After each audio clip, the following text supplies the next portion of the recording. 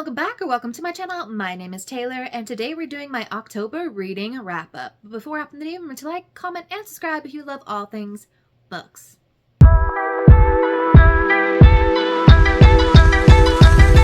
So in the month of October, we completed 8 books. I'm currently in the middle of 2 books, but today is October 30th, so I only have like a day and a half left to finish books, which is not to say that it's impossible for me to finish a book by tomorrow evening.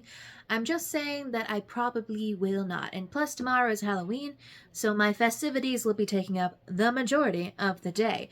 But in terms of our statistics for everything we read in the month of October, now I don't have a specific category for romantasy on my stats that I keep up, just to understand that a lot of these fantasy and romances were in fact some sort of spooky season romantasy-esque thing. So we read 8 books. We read 4 romances, 2 fantasies, 1 horror, and 1 thriller. Then we read, half on Kindle, half physically, and then we read 2 YA, 6 adult books, and then we read quite a few spicy books, including some very, very spicy numbers, and then 1, 2, 3 half queer, half weren't, and we did have 1 5-star read. But overall, it was a pretty good reading month because nothing fell below 4 stars, and most of those were gearing up towards that 5-star mark. So it was a pretty good month. We had a few reading vlogs. I'm excited to see where November and December take us because I have a lot of reading vlogs and content planned for Bookmas, and I'm going to be doing a lot of pre-filming, so there's a lot to get into that reading. But I guess without further ado, let's go through all the books. The first book I finished this month was Hopeless by Elsie Silver, and this is the final book in the interconnected standalone series Chestnut Springs. So if you have no idea about this series, you're following a family, mostly the brothers, the Eaton brothers, and their immediate family as they are falling in love. And this one is following Bo and Bailey. Bo is the middle child Eaton brother, and he has recently basically been put on leave after a terrible incident overseas where he was deployed, and he made a decision that kind of resulted in him not faring too well, and his, happy-go-lucky, sunshiny personality is kind of on pause. But hey, he brings it back out for the town bartender, the daughter of the town outcast, Bailey, and he proposes to her, if you really want to find out if your last name really dictates how you treat in this town, why don't we give you a new last name? And therefore they enter an engagement of convenience. The marriage doesn't really take place, but they will be engaged. And Bo and Bailey, I just thought this was a really sweet, heartwarming story of 2 people who are not sure how to love or have, had very different experiences with love and family, and seeing them come together and teach each other those 2 things. Is it my least favorite book out of the series? Yes. But do I hate it with the visceral hate that some other people do? No. I think a lot of people have issue with like the shaving scene in the bathtub, and I just really didn't think too much into it. But sometimes I'm not gonna lie, my suspense of disbelief is pretty high. But I'm giving this book 4.5 stars and then 2 on the chili spice rating. So yeah, highly recommend Chestnut Springs. I know this one and then her next series that I'm about to start, I don't know if I'll start it before this year's up, did get picked up for TV shows, so do go out and read before the shows come out. Then we had Taylor Swift albums picking my reads for a week, and the first one in that video is The Fake Dating Game by Timothy Janofsky, and he is pumping out the reads. I'm going to have like 2 holiday releases to read from him this year. One that I bought last year and didn't get to, and then his new release for this year. So I'm quite excited to see what that brings. But The Fake Dating Game was picked for Red Taylor's version, which was very apt because All Too Well 10-minute version plays a huge role in this stories. But in this one, this is an new adult, like spicy romance following Holden and Leo.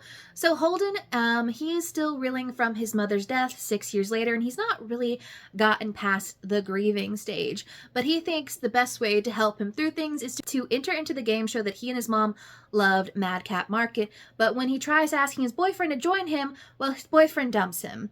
And then, all sorts of craziness ensues to where he's essentially crying alone in his hotel room in the middle of the night, listening to All Too Well 10-minute version. So Leo, the concierge, is like, hey, you're a little too loud for the people outside. I'm going to need you to stop.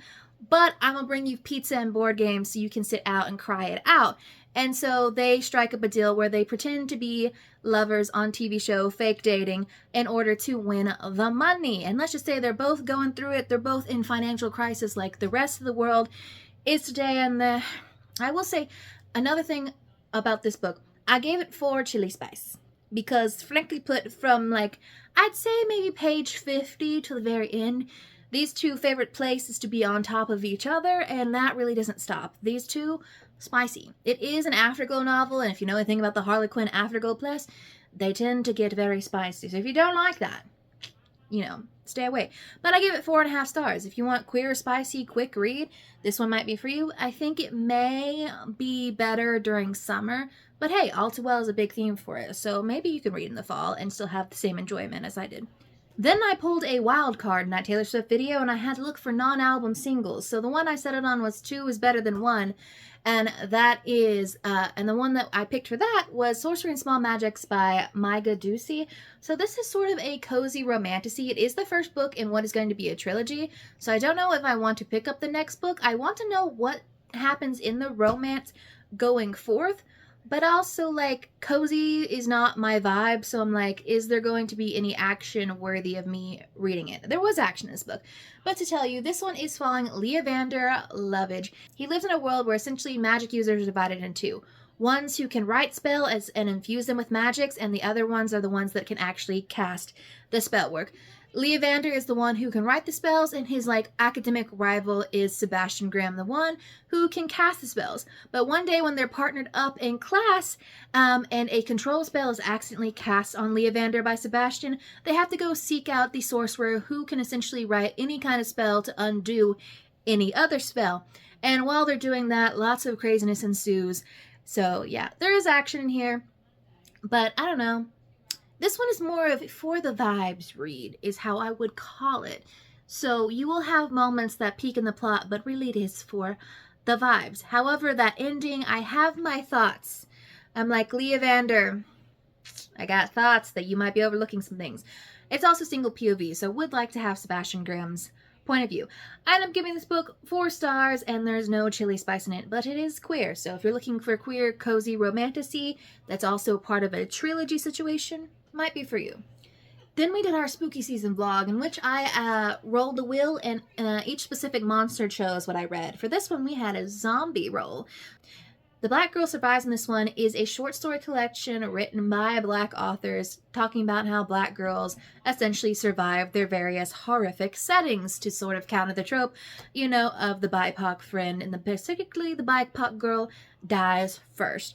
So this one is just kind of featuring a lot of stories that are really interesting. This story collection is one of the only story collections that I can say for sure that each story had me hooked. I was interested the entire time, and there's no real dud in the mix. And all the short stories fall between like 20 and 40 pages, so there aren't even like super long short stories that might lose your interest over time. So yeah, it's fun. You've got zombies, you've got aliens, you've got lore that I did not know exist, and then you've got some great good for her moments. While there are a few short stories in here that feature queer characters, it's not predominantly queer, so if you're looking for queer short stories, maybe not this one, but I think it's a really good, fun, spooky time. Then we have The Entanglement of Rival Wizards by Sarah Raish. If there's one thing Sarah Raish will do, she will write a swoon-worthy line, and she did nothing less this time round. So in this one, we are following Sebastian and Theo. I read 2 queer romantasies following 2 characters named Sebastian, just understand.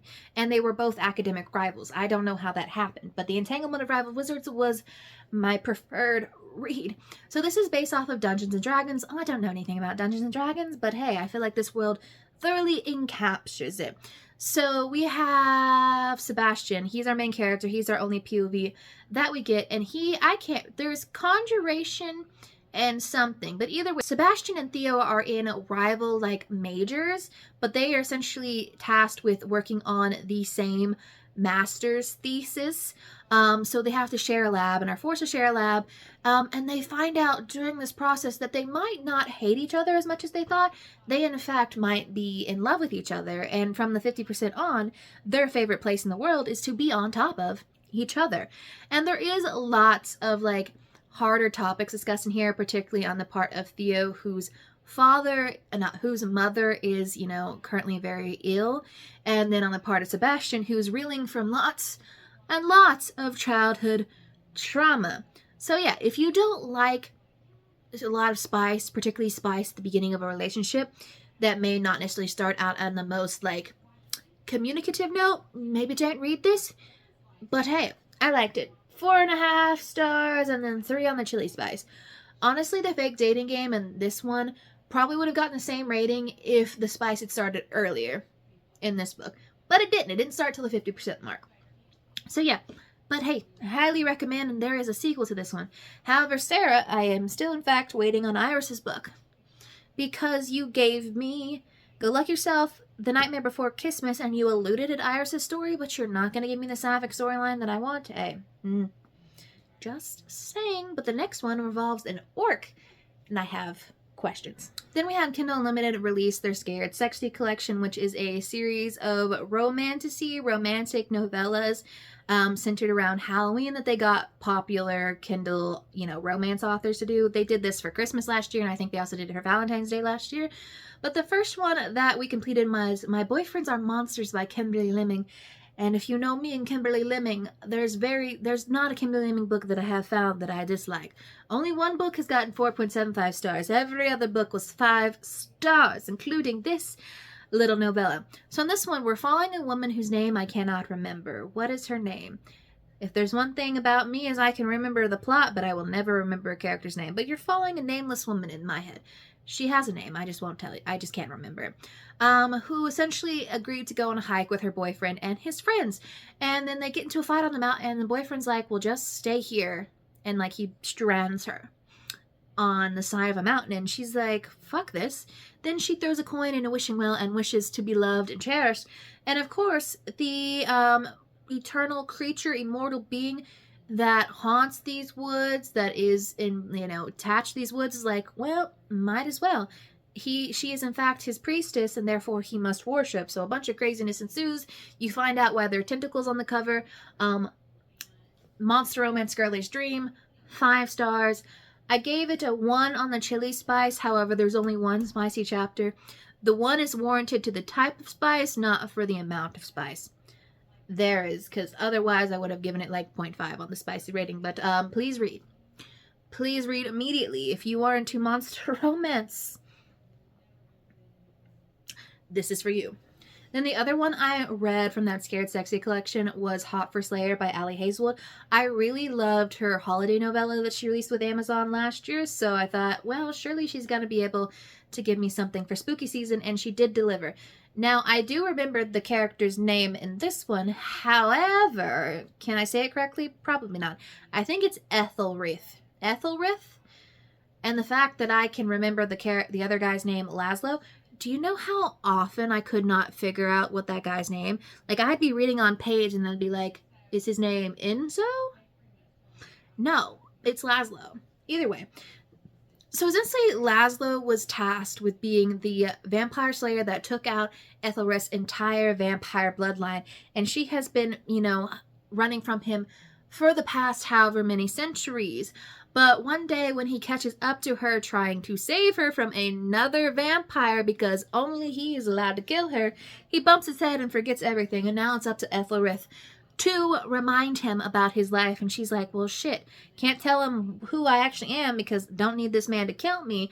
But also, like, would be bad form if I just left him out here to do his own little thing. So yeah, and then you find out the secrets behind their actual encounters for the last however many centuries. And of course, this man has been pining. This man has been pining, of course. Yeah, she was beautiful. She was fun. She was, like, very romantic. I gave it 4.75 stars and 0.5 on the chili spice. Honestly, the spice is like a drop in the bucket. So if you're not into spicy, this one might be for you. I also feel like if you were watching Buffy the Vampire Slayer and were rooting for any of Buffy's vampire boyfriends, probably up your alley. Thieves Gambit. Kavion Lewis was the final book that I read for this month. Not the last book that I started for this month, the last book that I completed for this month. This is a YA mystery heist thriller, and must I say, starting this book on the day I hear about the Louvre heist was truly the most immaculate vibes one could think of. In this one, we are following 17-year-old Ross Quest. She is the daughter of the biggest crime family, thieving family, heist family in all of North America. But when a job goes wrong and her mother is captured and the captors ask for $1 billion, she must enter the Thieves Gambit. And the whole point of the Thieves Gambit is you must compete to show that you are the greatest thief, and if you win, you get one wish, and they can give you anything, including $1 billion to save your mom, and lots of things ensue from there, including a romance that we can see what happens from the beginning, but we are locked in. I gave it 4.5 stars. Could have possibly been a 5-star read if I wasn't having to spend the entire book being like, girl, you oblivious? You are oblivious. Did I call every possible outcome? No. But was I 80 to 90% right on nearly everything? Absolutely. It's really not that hard to figure out how things are gonna go. But Devereaux, sir, you have some explaining to do. So, yeah. I'm excited to see where the story concludes. It is a duology. However, I looked it up, and the paperback version of this doesn't come out until like next week, so we'll have to wait on that. But it has been living rent-free in my head. So if you're looking for a high story like everyone else in the world is, this one might be for you.